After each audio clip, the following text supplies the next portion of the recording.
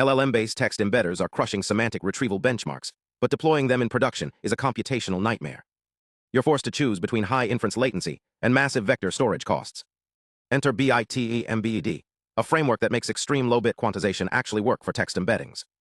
Instead of standard post-training compression, BITEMBED converts pre-trained LLM backbones into BitNet-style encoders with ternary weights.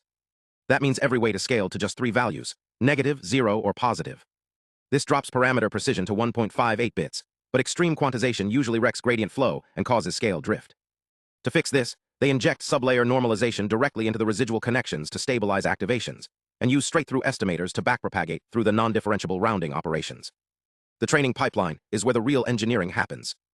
First, continual contrastive pre-training on a billion text pairs rebuilds the semantic space that quantization distorts. Then, supervised fine-tuning aligns the model using a full-precision teacher, but with 2 specialized distillation objectives. Similarity distribution distillation uses KL divergence to match the teacher's cosine similarity distribution over positives and negatives. Attention relation distillation forces the low-bit student to mimic the teacher's token-level interaction patterns at a specific transformer layer. Finally, BITEMBED trains the output embeddings to support multiple storage precisions simultaneously. By optimizing across 1, 2, 4, 8, and 16-bit branches at once, a single checkpoint dynamically trades storage for quality. On QN3-0, 6B and Gemma 3270M, it matches full precision teacher performance on MMTB while doubling CPU token throughput. Even at 1-bit output storage, retrieval quality barely dips, slashing index size 16 times compared to full precision and outperforming Matryoshka representation learning across most budgets.